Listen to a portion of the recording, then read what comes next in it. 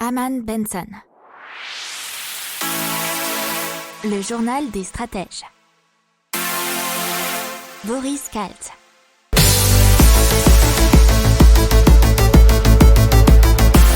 Bonjour à tous et bienvenue dans le journal des stratèges pour cette compilation des nouvelles de l'actualité technologique du 25 au 29 janvier 2021. Au sommaire, un lampadaire connecté et plein de nouvelles technologies. La Banque de France et les euros numériques, un logiciel qui lit de la littérature médicale, les ordinateurs quantiques, payer en ligne avec du cash, WhatsApp et une amende record, un téléviseur sans aucun fil, l'Union Européenne et la 6G, qu'en est-il de la connexion Internet en Europe, une technologie sans contact physique mais qui permet d'appuyer sur des boutons, et l'Union Européenne et l'intelligence artificielle. Voilà, je vous souhaite une excellente écoute.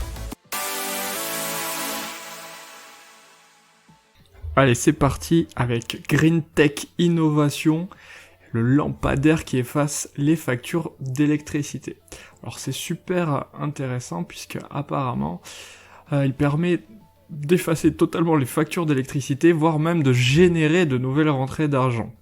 Pourquoi ? Puisqu'il y a plusieurs rangées de panneaux solaires qui sont apparemment hyper performants et qui se situent au-dessus de ce lampadaire. Il y a un système de réverbération et de double cellule qui permet de produire 2 fois plus d'électricité. Une autonomie qui est vraiment très très haute puisque l'hiver, la batterie peut tenir 4 jours et l'été environ 16 jours.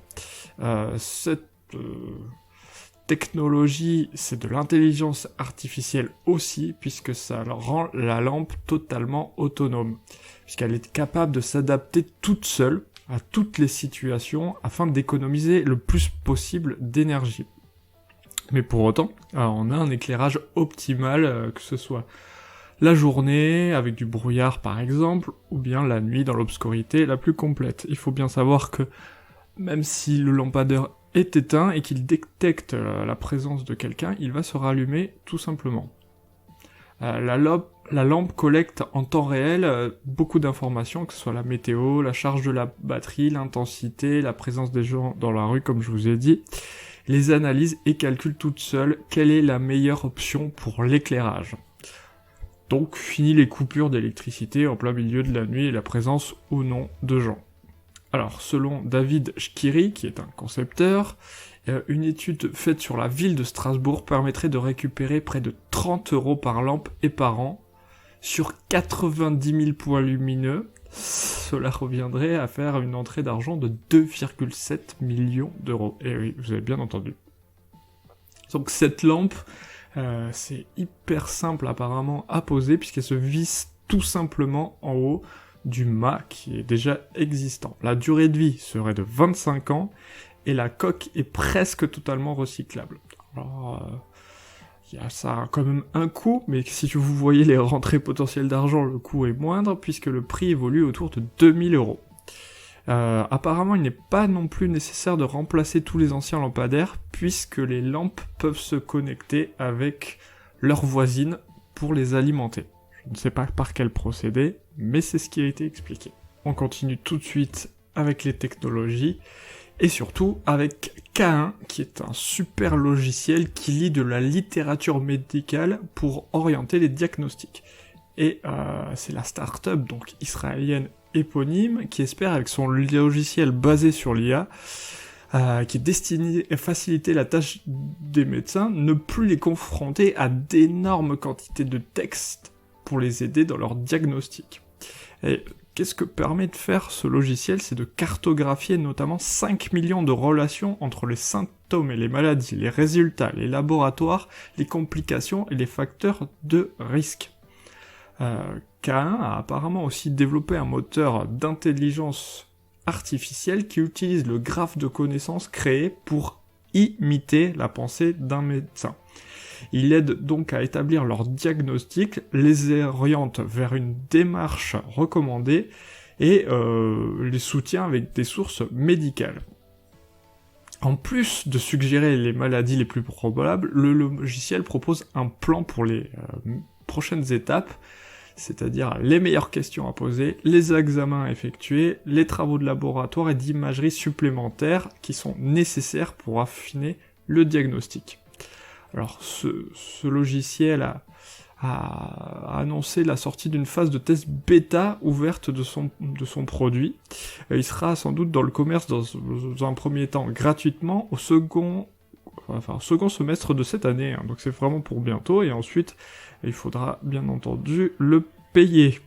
Le logiciel, alors ça c'est une petite anecdote qu'on vous donne en plus, a passé l'examen d'autorisation d'exercer la médecine aux États-Unis, et bien entendu il l'a réussi avec un score de 80%. Allez, c'est parti, on démarre tout de suite avec la Banque de France qui a effectué une première opération en utilisant des euros numériques. L'expérience s'est déroulée le 17 décembre 2020 sur la plateforme Isness de la SETL et a nécessité la participation de plusieurs institutions financières qui étaient Citi, CACEIS, Groupama, OFI et DXC. Les deux premières institutions jouaient le rôle de banque commerciale dans le cadre d'une opération d'achat de CBDC d'une valeur de plus de 2 millions d'euros auprès de la France. Cette dernière s'est assurée de la fiabilité de ses contrats intelligents pour émettre et contrôler la circulation d'une CBDC. Les smart contracts ont pu fournir la preuve que les fonds avaient été réellement virés vers les comptes des banques commerciales. Alors il faut savoir que la Banque de France avait déjà effectué avec succès un premier test de CBDC en mai 2020. Elle avait ensuite missionné la Société Générale pour aider à développer sa propre monnaie numérique. Un autre test avec Tezos en septembre 2020 et un autre un mois plus tard avec Consensus. D'autres tests devraient se poursuivre dans l'année avec l'ambition de proposer une contribution à la réflexion plus globale de l'eurosystème sur les avantages de la CBDC. On continue tout de suite avec les technologies et surtout avec K1 qui est un super logiciel qui lit de la littérature médicale pour orienter les diagnostics. Et c'est la start-up donc israélienne éponyme qui espère avec son logiciel basé sur l'IA qui est destiné à faciliter la tâche des médecins, ne plus les confronter à d'énormes quantités de textes pour les aider dans leur diagnostic. Et qu'est-ce que permet de faire ce logiciel? C'est de cartographier notamment 5 millions de relations entre les symptômes et les maladies, les résultats, les laboratoires, les complications et les facteurs de risque.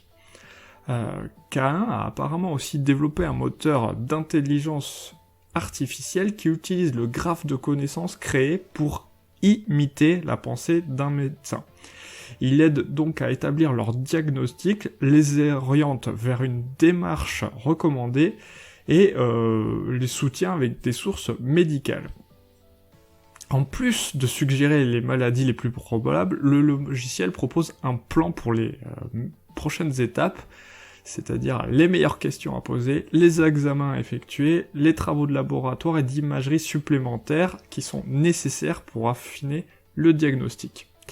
Alors ce logiciel a annoncé la sortie d'une phase de test bêta ouverte de son produit. Il sera sans doute dans le commerce dans un premier temps gratuitement au second semestre de cette année, hein. Donc c'est vraiment pour bientôt, et ensuite il faudra bien entendu le payer. Le logiciel, alors ça c'est une petite anecdote qu'on vous donne en plus, a passé l'examen d'autorisation d'exercer la médecine aux États-Unis, et bien entendu il l'a réussi avec un score de 80%. Allez, on fait un léger et rapide topo sur les ordinateurs quantiques et surtout sur IBM qui en possède déjà des embryons.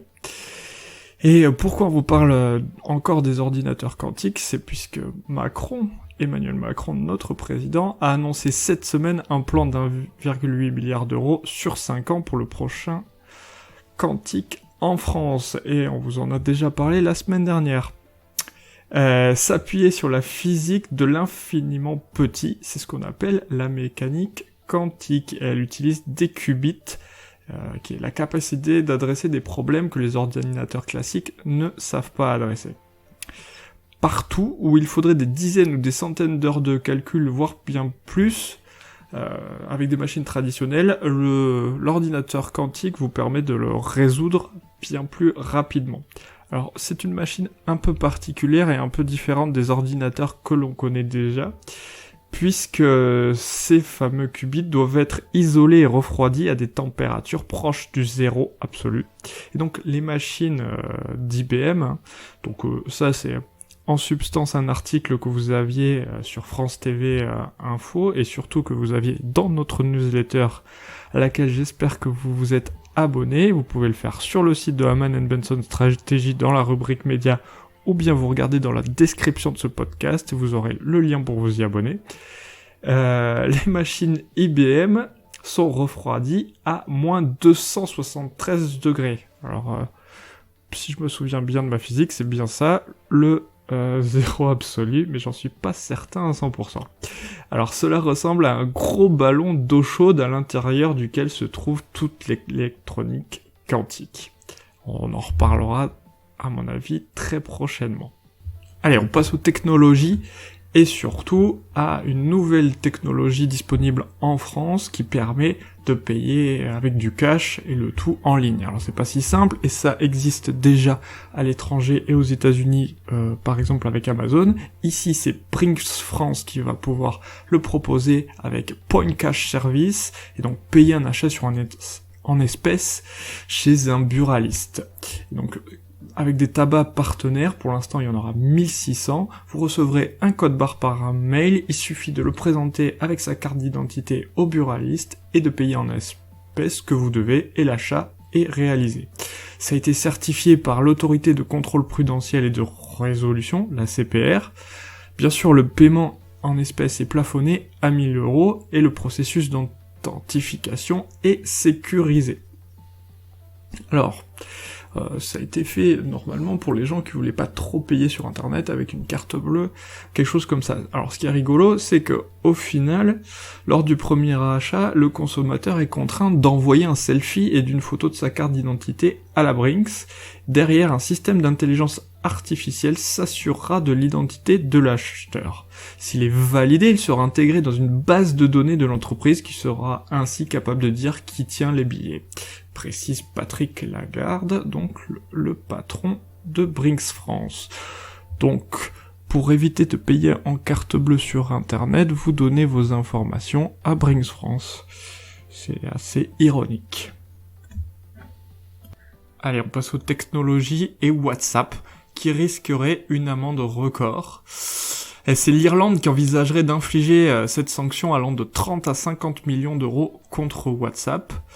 L'agence irlandaise de protection des données, qui c'est l'équivalent de la CNIL française qu'on a décidé d'ouvrir une procédure, puisque le siège européen de WhatsApp s'y trouve en Irlande, puisque on le sait qu'il y a beaucoup de sièges de grandes sociétés en Irlande. Pourquoi ? Pour les impôts, pour éviter d'en payer le plus possible. Mais bon, au final, ça se retourne un petit peu contre eux, puisque l'Irlande, qui appartient toujours à l'Union européenne, se fait un malin plaisir de les punir les uns après les autres.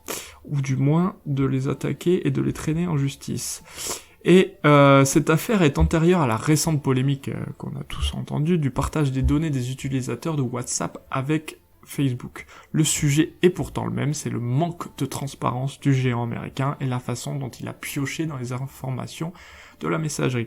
Alors c'est assez rare que les nations s'attaquent à ces groupes-là. La France, surtout pour des montants assez significatifs, la France l'a fait récemment avec Google et une demande de 50 millions d'euros. Et on passe à la suite avec Résonance. Un téléviseur dépourvu de câbles, c'est génial. La start-up russe qui a inventé ça a basé sa technologie sur une alimentation basée sur la résonance magnétique, d'où le nom de résonance bien entendu. C'est donc transférer de l'énergie électrique d'un point A à un point B. Elle a mis en place à l'arrière du téléviseur une bobine de réception, une bobine d'émission qui est placée à environ 50 cm et elle est évidemment branchée au secteur.